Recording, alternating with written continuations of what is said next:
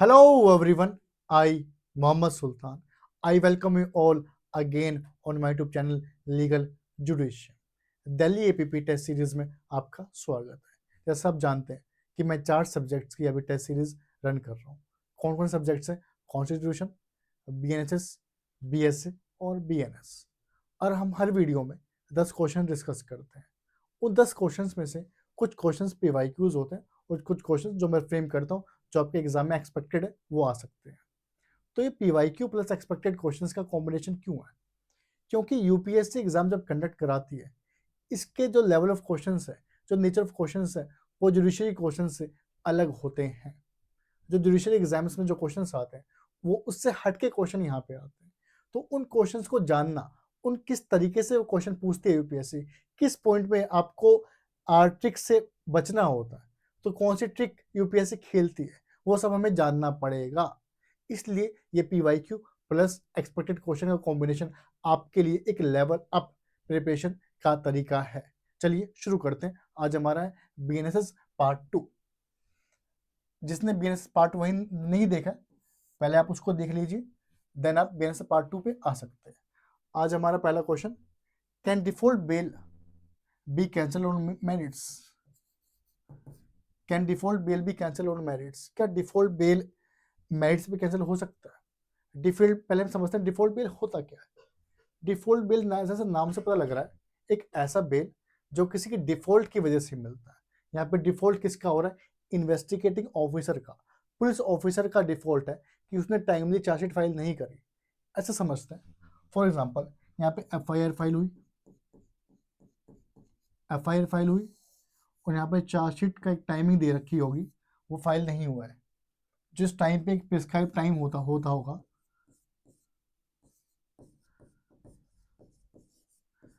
Prescribe time है, उसके वजह में चार्जशीट फाइल नहीं हुई है। तो प्रिस्क्राइब टाइम पे चार्जशीट फाइल ना होने के कारण जो बेल का राइट अराइज होता है, इसे कहते हैं डिफॉल्ट बेल। तो ये हमें क्या समझ आया? डिफॉल्ट बेल क्या मेरिट पे मिल रही है? डिफॉल्ट बेल मेरिट पे नहीं मिलती है और सिर्फ डिफॉल्ट पे मिलती है। अब सवाल उठता है, ठीक है डिफॉल्ट बेल पे तो नहीं मिलती है बेल, क्या कहते हैं, मेरिट्स पे तो नहीं मिलती है बेल, लेकिन क्या ये कैंसल भी मेरिट्स पे हो सकती है? बेशक ये बेल मेरिट्स पे तो नहीं मिल रही, सिर्फ डिफॉल्ट पे मिल रही है कि आपने इन्वेस्टिगेटिंग ऑफिसर ने चार्जशीट एक प्रिस्क्राइब टाइम में निर्धारित समय में फाइल नहीं करा, लेकिन क्या ये मेरिट पे कैंसिल हो सकती है? तो इसका आंसर है यस, ये कैंसिल हो सकती है। इसके लिए आपको लैंडमार्क जजमेंट नाम याद रखना है।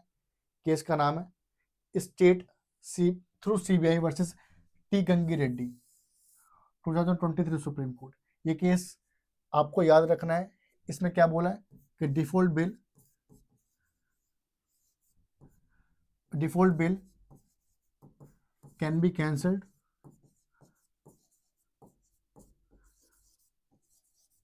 On merits. अभी तक अगर आपने क्वेश्चंस जब भी अटेम्प्ट करें, आपने सिर्फ ये अटेम्प्ट करा कि क्वेश्चन क्या है, उसका आंसर क्या है और आगे क्वेश्चन में बढ़ गए, तो ये तरीका अप्रोच सही नहीं है। आपको क्वेश्चन को समझना पड़ेगा, क्वेश्चन क्या पूछ रहा है और जो उसका आंसर है, आंसर क्यों है। एक्सप्लेनेशन बहुत ज़रूरी है, तो आपको मेरी वीडियोस में एक्सप्लेनेशन अच्छे से मिलेंगे। तो default bail can be cancel और मेरिट्स, ये किस केस में बोला है? टी गंगी रेड्डी वाले केस में। तो एक क्वेश्चन भी आ सकता है आपके आने वाले एग्जाम्स में, किस केस में सुप्रीम कोर्ट ने बोला है कि default bail can be cancel और merits? Answer is state versus T Gangi Reddy. Supreme court ने इसमें बोला कि there is no bar cancelling default bail on merits. तो कोई बार नहीं है डिफॉल्ट बेल को मेरिट्स पे कैंसिल करने के लिए। ठीक है, अब बढ़ते हैं हमारा, जैसे मैंने कहा कि ये जो टेस्ट सीरीज है ये पीवाईक्यू प्लस एक्सपेक्टेड क्वेश्चन की है। हमने एक्सपेक्टेड क्वेश्चन देखा, अब हम बढ़ते हैं पीवाईक्यू की तरफ। क्वेश्चन पूछा यूपीएससी ने 2025 में जो सीबीआई ईपीपी एग्जाम था, क्या पूछा? Which one of the following statements in the context of summary trial under the भारतीय नागरिक सुरक्षा इज करेक्ट? कि समरी ट्रायल के रिगार्डिंग इसमें से कौन सा स्टेटमेंट ठीक है? पहला ऑप्शन क्या है? If the accused does not plead guilty, the magistrate shall record the substance of the evidence. Option A. Option B. The procedure of summary trial shall be the same as the procedure of warrant cases under the benefices. Option C. A magistrate of the second class shall have the power to summarily try an offence if it is punishable with imprisonment for a term exceeding 1 year with or without fine. या option D. The sentence that is passed in a summary trial cannot exceed 6 months in case of convictions. तो हमें बताना है कि summary trial के regarding इसमें से कौन सा स्टेटमेंट ठीक है। तो इस क्वेश्चन को करने से पहले हम इसके रेलेवेंट प्रोविजंस को देख लेते हैं। वो क्या कहता है, जैसे हमारे पास एक था कि जो समरी ट्रायल का जो प्रोसीजर होता है एज पर दी बीएनएसएस वो समन केसेस का होता है। तो यहाँ पे ऑप्शन सी का दे रखा है, ऑप्शन बी कि जो प्रोसीजर होगा समरी ट्रायल का वो सेम होगा वारंट केस वाला, तो ये ऑप्शन गलत हो गया। तो समरी ट्रायल का जो प्रोसीजर होगा वो समन्स ट्रायल का होगा। आपको याद रखना है कि समरी ट्रायल का जो प्रोसीजर है वो समन्स वाला होगा। Repeat after me, summary trial का प्रोसीजर समन्स वाला, समरी ट्रायल का प्रोसीजर समन्स वाला। ठीक है, आगे बढ़ते हैं। आगे हाँ, जैसे एक यहाँ पे ऑप्शन डी है, the statement that is passed in a summary trial can not exceed 6 months in a case of conviction. Conviction के बाद जो सेंटेंस दिया जा सकता है वो सिर्फ 6 महीने का दिया जा सकता है। ये ऑप्शन भी गलत है। क्यों? क्योंकि यहाँ पे साफ साफ लिख रखा है no sentence of imprisonment for a term exceeding 3 months shall be passed in the case of any conviction under this chapter. तो मैक्सिमम पनिशमेंट कितनी मिल सकती है आपको? 3 months की। तो ऑप्शन डी भी यहाँ पे गलत हो गया। हमसे पूछा गया करेक्ट वाला पूछ रखा है। एक बार हम ऑप्शन सी पे नजर मार लेते हैं। A magistrate of the second class shall have the power to summarily try an offence if it is punishable with imprisonment for a term exceeding 1 year। तो JM2 भी समरी ट्राई कर सकता है अगर उस ऑफेंस में जो पनिशमेंट है वो 1 साल से ज़्यादा नहीं दे रखे। तो क्या स्टेटमेंट सही है गलत है? ये स्टेटमेंट भी गलत है, क्योंकि यहाँ पे लिख रखा है हाई कोर्ट परमिट कर सकते हैं किसी JM2 को ऐसे ऑफेंस सुनने के लिए जिसकी पनिशमेंट 6 महीने तक हो, पर हमारे ऑप्शन सी में 1 साल तक दे रखा है, तो ये ऑप्शन गलत है। तो हमें क्या समझ आया? ऑप्शन 1 सही है। ऑप्शन 1 कहाँ लिखा हुआ है? If the accuse does not plead guilty the magistrate shall record the substance of the evidence. ये लिख रखा है यहाँ पे, जहाँ पे एक्यूज गिल्टी प्लीड नहीं करता है the magistrate shall record the substance of the evidence. तो ये ऑप्शन ए हमारा ठीक है। यहाँ पे ऑप्शन ए हमारा ठीक है। तो बाकी तीनों स्टेटमेंट गलत है। तो हमें क्या क्या याद रखना है कि समरी ट्रायल का प्रोसीजर समन्स वाला होगा, जहाँ पे JM2 सिर्फ 6 महीने तक के ऑफेंस सुन सकता है और 3 महीने तक की पनिशमेंट समरी ट्रायल में मिल सकती है। चलिए आगे बढ़ते हैं। विच of the following cases deals with cryptic FIR। इसमें से कौन कौन से केसेस जो क्रिप्टिक FIR से बात डील करते हैं? पहला केस है नेताजी अच्युत शिंदे पाटिल वर्सेस महाराष्ट्र, दूसरा सुराजी सरकार वर्सेस वेस्ट बंगाल, या दोनों या कोई भी नहीं। तो इसका आंसर है सी। ये कंसेंट जजमेंट्स में से आ रखा है। इन दोनों ही केसेस में क्रिप्टिक FIR की बात हो रखी है। क्रिप्टिक FIR क्या होता है? क्रिप्टिक FIR एक रेगुलर FIR नहीं होती है। नाम से पता लग रहा है क्रिप्टिक का मतलब ऐसी FIR जिसमें जो नेसेसरी इन्फॉर्मेशन है वो मिसिंग है, जो नेसेसरी इन्फॉर्मेशन है वो मिसिंग है। तो सुप्रीम कोर्ट ने क्या बोला कि जजमेंट का रेलेवेंट पार्ट है, relevant extract, a cryptic phone call without complete information or containing part information, या पूरी इन्फॉर्मेशन नहीं है या फिर थोड़ी बहुत इन्फॉर्मेशन है about the commission of cognizable cannot always be treated as a FIR। तो इसे कहते हैं क्रिप्टिक FIR, जहां पे इनकम्प्लीट इन्फॉर्मेशन हो। क्या हो? इन्फॉर्मेशन, तो वो FIR ट्रीट नहीं हो सकते। ठीक है, अब आगे बढ़ते हैं। क्वेश्चन नंबर 4 जो हमारा CBI-BP जो हमारा PYQ है। क्वेश्चन क्या है? X is charge for knowingly, x को चार्ज किया गया है किस लिए?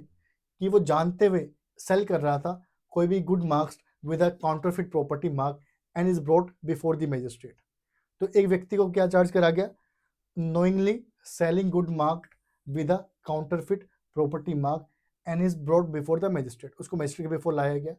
अब पूछा गया which of the following is not a mandatory to be followed under the Bharatiya BNSS के अंदर क्या मैंडेटरी नहीं है फॉलो करना। एक बार हम ऑप्शंस देख लेते हैं। The particulars of the offence of which X is accused shall be stated to him. Option B, X shall be asked whether he pleads guilty. Option C, he act shall be asked whether he has defence to be made. या option D, a formal charge shall be framed. इसका answer D होगा। ये समझते हैं question पूछ क्या रहा है, क्वेश्चन पूछने का कंटेक्स्ट क्या है, रीजन क्या है, उद्देश्य क्या है।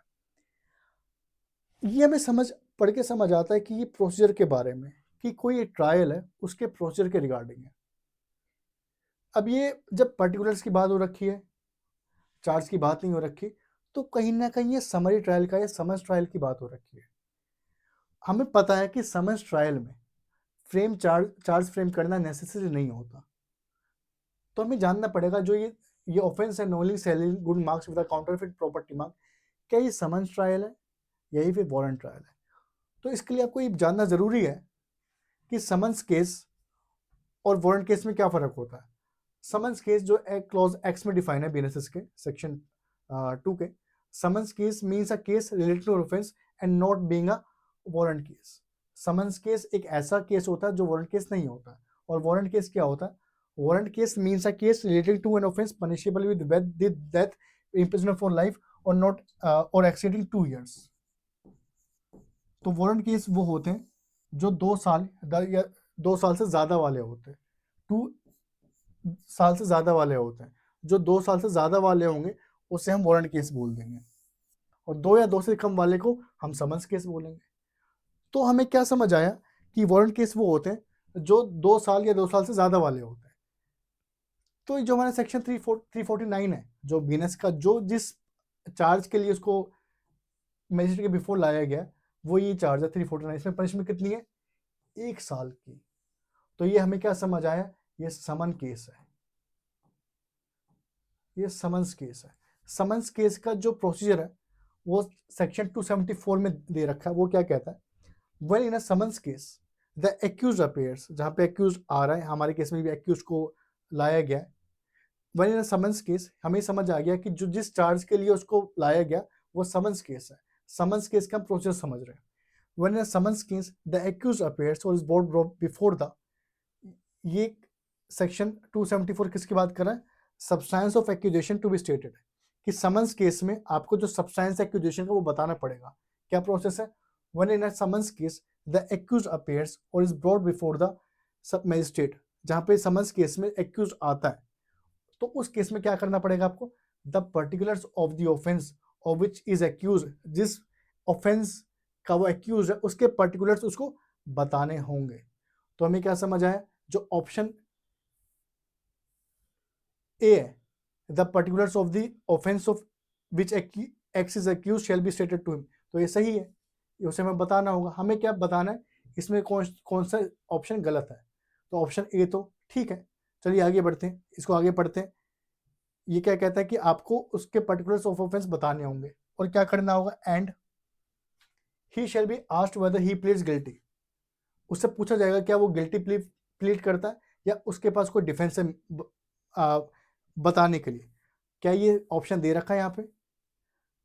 हाँ जी, दे रखा है। X shall be asked whether he pleads guilty, या फिर he shall be asked whether he has any defence to be made. तो ये तीनों ही चीजें समन्स ट्रायल में जरूरी है, पर क्या जरूरी नहीं है? फॉर्मल चार्ज बनाना कंपलसरी जरूरी नहीं है। तो ये ऑप्शन डी इनकरेक्ट ऑप्शन है, और पूछ रखा है कि इनकरेक्ट ऑप्शन कौन सा है, तो इसमें ऑप्शन डी हो जाएगा। तो समन्स ट्रायल में आपको फॉर्मल चार्ज बनाना जरूरी नहीं है, यही लिख रखा है यहाँ पे। But it shall not be necessary to frame a formal charge. तो ऑप्शन डी था जो हमारा, कि आपको फॉर्मल चार्ज करना ही पड़ेगा, वो ऑप्शन गलत था, नॉट करेक्ट ऑप्शन था। ठीक है। Question number 5, under the BNSS which section deals with maintenance of wife, children and parents. तो बहुत आसान क्वेश्चन था, सेक्शन 144, जो पहले 125 सीआरपीसी था, अब कौन सा हो गया? 144 बीएनएसएस। ठीक है, आगे बढ़ते हैं। अगेन क्वेश्चन नंबर 6 हमारा जो पीवाईक्यू है, जो 144 से ही है। क्वेश्चन ध्यान से पढ़ते हैं। X has been order to pay an amount of 25,000 per month to his wife. एक एक्स मैन है, उसको ऑर्डर करा गया कि अपनी वाइफ को 25,000 रुपये हर महीने दो। अंडर सेक्शन 144, जो पहले 125 सीआरपीसी था उसके अंदर आपको 25,000 रुपये हर महीने देने हैं। अब सिचुएशन समझो, एक्स क्या कह रहा है, x in the mean while, जब तक कि उसे मेंटेनेंस ऑर्डर उसके पास हो रखा है उसके खिलाफ, उस बीच में वो क्या करता है, starts to live with his girlfriend, वो अपनी गर्लफ्रेंड के साथ रहना शुरू कर देता है। However X readily agrees to pay the maintenance to his wife, वो कह रहा है कि हाँ मैं अपनी वाइफ को पैसे दे दूंगा, मेंटेनेंस दे दूंगा, लेकिन कब, only if she agrees to live with him, जब मेरे साथ वो रहेगी तभी मैं तभी उसको मेंटेनेंस दूंगा। अब पूछा गया which one of the following statement is correct, इसमें से करेक्ट क्या होगा इस सिचुएशन में जहाँ पे ऑलरेडी ऑर्डर पास हो चुका है, वो अपनी गर्लफ्रेंड के साथ रह रहा है, अब ये भी कह रहा है कि हाँ मैं अपनी वाइफ को मेंटेनेंस दे दूंगा, बस शर्त ये कि वो मेरे साथ रहे। तो इसमें करेक्ट ऑप्शन क्या होगा, the magistrate need not consider the grounds for refusal stated by her, magistrate को जरूरत नहीं है कि जो वाइफ का जो ग्राउंड है कि मैं साथ में नहीं रहना चाहती उसको कंसिडर करने के लिए। Option B, the magistrate shall first try to reconcile between the husband and wife, magistrate try करेगा उन दोनों के बीच में सहमति जताने के लिए कि नहीं आप गर्लफ्रेंड के साथ ही रहो, आपको पैसे तो मिल रहे हैं लेकिन आप कोई बात नहीं इसकी गर्लफ्रेंड के साथ भी रहो आप। या फिर वाइफ मना कर सकते हैं, the wife may refuse to accept the condition, जो हस्बैंड ने कंडीशन दी है कि आप, मैं आपको पैसे तो दूंगा पर आप मेरी गर्लफ्रेंड के साथ रहें, मतलब मैं अपनी गर्लफ्रेंड के साथ भी रहूंगा और आप भी रहें, तो क्या वाइफ मना कर सकती है, refuse to accept the condition. या फिर option D, the wife may be asked to accept the condition as it may result in the reconciliation, क्या वाइफ से कहा जा सकता है कि जी आपका हस्बैंड सही कह रहा है कि आप भी उसके साथ उसकी गर्लफ्रेंड के साथ रहो, तो उसमें तो ऑप्शन कौन सा सही है, ऑप्शन सी सही है कि जो वाइफ है वो रिफ्यूज कर सकती है ये कंडीशन कि मैं आपको, मेरे को तभी पैसे मिलेंगे जब मैं आप अपने हस्बैंड की गर्लफ्रेंड के साथ रहूंगी, तो ये वो कंडीशन रिफ्यूज कर सकती है। ये बात कहाँ से आ रही है रिफ्यूज करने की, ये सेक्शन 144 यहाँ पे 144 सेक्शन 144 में एक क्लॉज है जहाँ पे लिख रखा है, provided further that if such person offers, जब हमारे केस में हस्बैंड वो ऑफर करता है अपने आप को, अपनी वाइफ को मेंटेन करने के लिए, किस ग्राउंड पे, कि वो उसके साथ रहे, एंड वो मना कर देती है उसको उसके साथ रहने के लिए, सच मजिस्ट्रेट में consider any ground of refusal, तो मजिस्ट्रेट उस ग्राउंड, किस ग्राउंड पे उसे मना कर रही है उसको कंसिडर करेगा। तो हमारे केस में वो किस ग्राउंड पे मना कर रही है कि आप अपनी गर्लफ्रेंड के साथ रह रहे हो, तो इस ग्राउंड पे वो मना कर सकती है, और इस कंडीशन को मना करने के बावजूद उसकी मेंटेनेंस पे कोई इफेक्ट नहीं होगा, उसकी मेंटेनेंस आती रहेगी। तो हमें क्या समझ आया, इसका ऑप्शन सी सही है, the wife may refuse to accept the condition. चलिए आगे बढ़ते हैं, नेक्स्ट क्वेश्चन हमारा क्वेश्चन नंबर 7, ये भी अच्छा क्वेश्चन है कि बीएनएसएस में as per the complaint defined under BNSS, इसमें से ऑप्शन बी सी डी में कंप्लेंट की डेफिनेशन परफेक्टली कौन सी है। Option A, complaint means any allegation made orally but not in writing, तो कंप्लेंट सिर्फ ओरली होनी चाहिए, राइटिंग में नहीं होनी चाहिए, तो ये ऑप्शन गलत है, क्योंकि कंप्लेंट ओरली भी हो सकती है, राइटिंग में हो सकती है। आगे, complaint means any allegation made in writing and not orally, सिर्फ राइटिंग में ओरली नहीं है, तो ये भी गलत है। Option C, complaint means any allegation made orally on writing to a magistrate with a view to his taking action under the Sahita that some person, whether known or unknown, has committed an offense but does not include police report, तो ये option C लग रहा है, इसको अभी hold पे डालते हैं। आगे ऑप्शन डी क्या कह रहा है, complaint means any allegation made orally on writing to a magistrate with a view to his taking action under the Sahita that some person, whether known or unknown, has committed an offense but includes a police report, complaint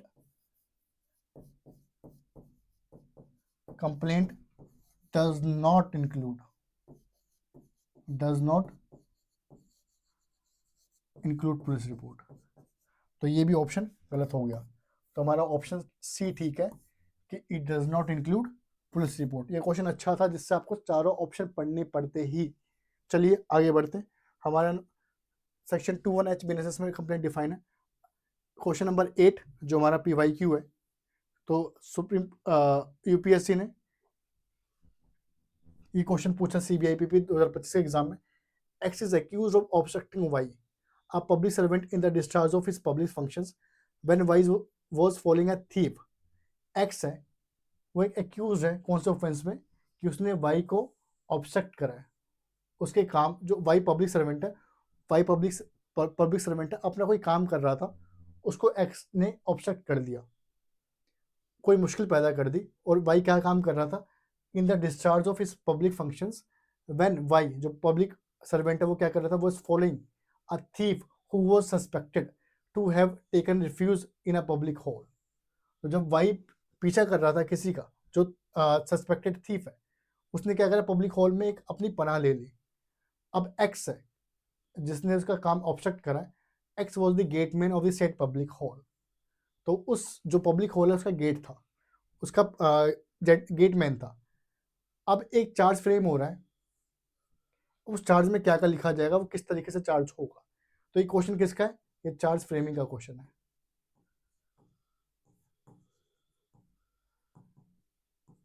अब तो समझ आएगा UPSC इस तरीके से question frame कर रही है कि आपका टाइम वेस्ट हो, क्योंकि ये क्वेश्चन एब्सोल्युटली थियोरेटिकल क्वेश्चन है कि एक चार्ज फ्रेमिंग में क्या क्या होना चाहिए, पर यूपीएससी ने ऑब्स्ट्रक्ट, सर्वेंट, डिस्चार्ज ये सब बातें कर दी।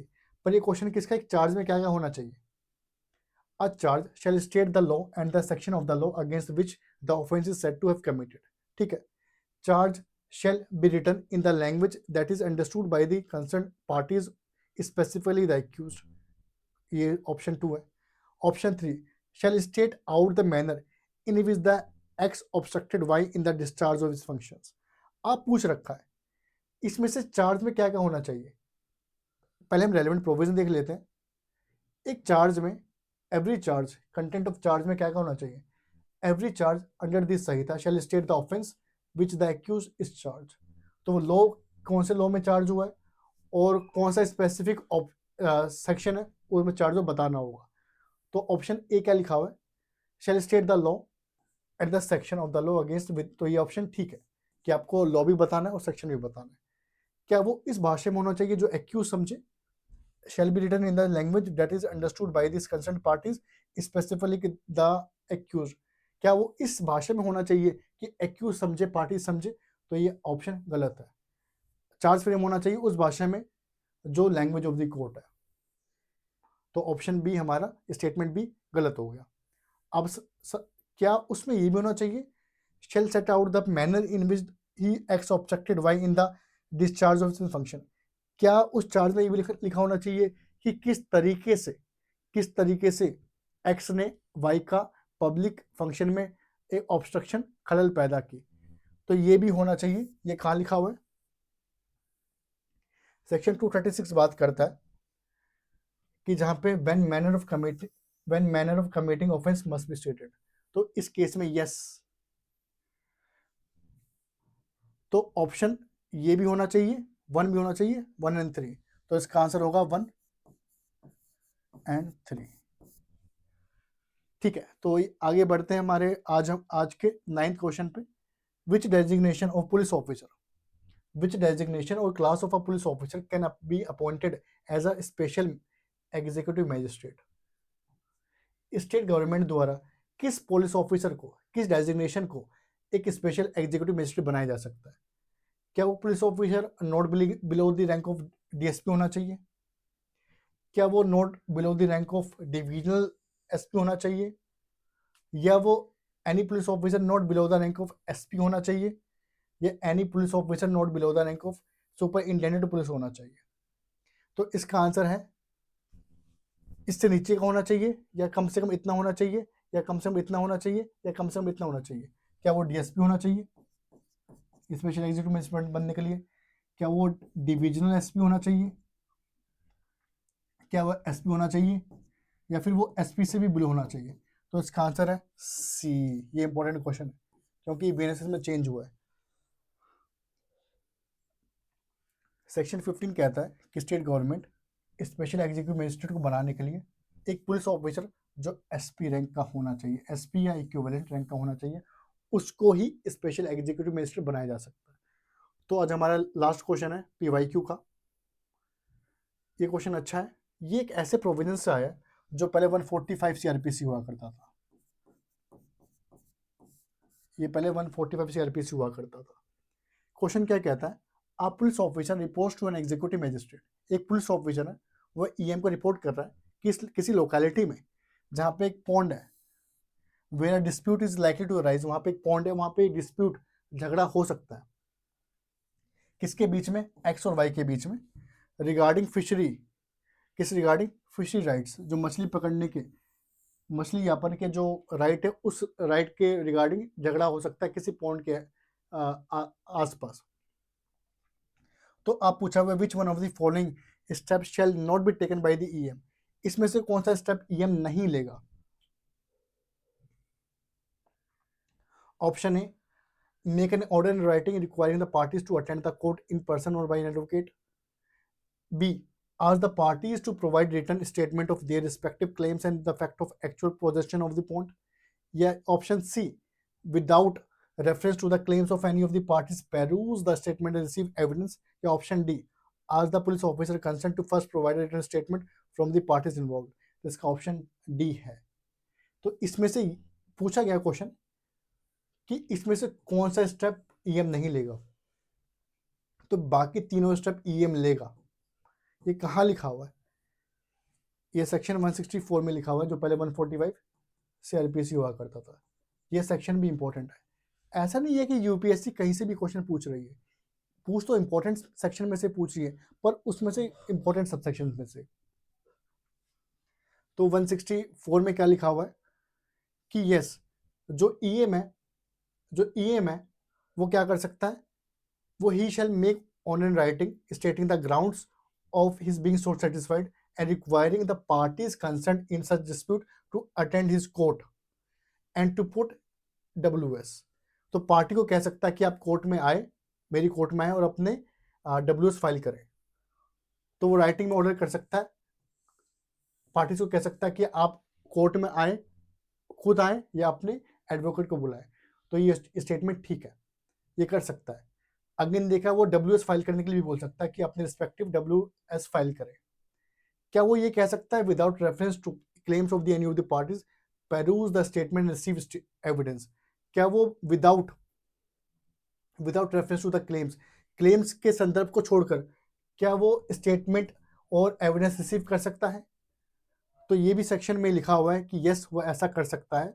The magistrate shall, without reference to the merits of the claims of any of the parties to a right to possess the subject of the dispute, peruse the statement so put in here the parties receive all such evidence। तो हमें क्या समझ आया कि yes, वो तीनों काम कर सकता है, ऑप्शन ए वाला काम भी, ऑप्शन बी वाला भी, ऑप्शन सी वाला भी, बट ये नहीं कर सकता। तो हमें क्या समझ आया, स्टेप डी वो नहीं ले सकता। तो ये आज हमारी वीडियो है BNSS पार्ट 2। तो हमने इसमें काफ़ी चीज़ें समझी। मिलते हैं नेक्स्ट वीडियो में। इन केस आपने चैनल सब्सक्राइब नहीं करा तो प्लीज़ सब्सक्राइब, लाइक, कमेंट। जो चीज़ आपको नहीं समझ आई प्लीज़ कमेंट, मैं आपको उसका जवाब दूंगा। जो चीज़ आपको अच्छी लगी तो अपना words of appreciation comment box में शो कर सकते हैं। Thank you.